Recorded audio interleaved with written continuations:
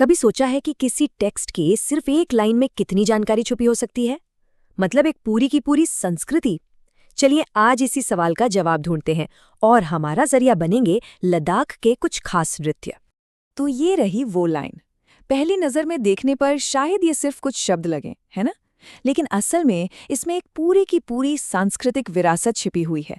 तो चलिए मिलकर पता लगाते हैं कि इसमें क्या क्या राज दफन है।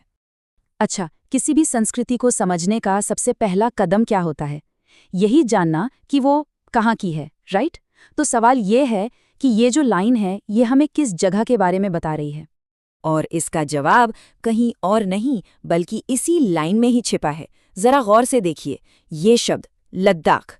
तो बस हमें अपनी इस खोज का शुरुआती पॉइंट मिल गया है। तो अब ये साफ हो गया है, हमारी ये जो पूरी पड़ताल है वो लद्दाख की सांस्कृतिक परंपराओं के इर्द गिर्द घूमने वाली है। ठीक है, तो जगह तो हमें पता चल गई। अब बात करते हैं कला की, और ये लाइन हमें सीधा ले चलती है लद्दाख के रंग बिरंगे और जिंदा दिल लोक नृत्यों की दुनिया में। इस लिस्ट में जो सबसे पहला नाम हमारे सामने आता है वो है शोंडोल। और इसका जिक्र यूं ही नहीं है, इसकी एक खास अहमियत है। और दिलचस्प बात यह है कि ये टेक्स्ट हमें ये भी बताता है कि शोंडोल सिर्फ कोई आम डांस नहीं है, नहीं, इसे लद्दाख का शाही नृत्य कहा गया है। सोचिए, इस एक टैग से ही इसे कितना खास दर्जा और एक ऐतिहासिक वजन मिल जाता है। लेकिन कहानी सिर्फ शोंडोल पर खत्म नहीं होती। ये तो बस शुरुआत है। इस टेक्स्ट में और भी कई डांस फॉर्म्स का जिक्र है। चलिए एक नज़र उन पर भी डालते हैं। देखते हैं कौन कौन से नाम हैं। तो ये रहे वो 4 और नाम: शोन, ड्रकपारचेज, जबरो और बैकस्टोनचेज।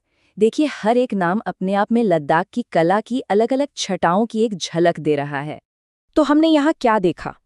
कमाल की बात है ना, कि कैसे एक जरा सी लाइन से हमें इतनी सारी जानकारी मिल गई।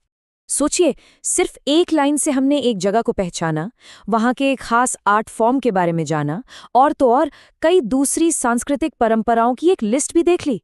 ये बात बिल्कुल सही साबित होती है कि कभी-कभी एक अकेली लाइन भी किसी बड़ी और समृद्ध सांस्कृतिक विरासत में झांकने की एक खिड़की बन सकती है। और ये पूरी बातचीत एक बड़े सवाल पर लाकर छोड़ देती है कि अगर सिर्फ एक लाइन में इतना कुछ हो सकता है, तो जरा सोचिए हमारे आसपास बिखरी छोटी छोटी चीजों में, छोटे छोटे विवरणों में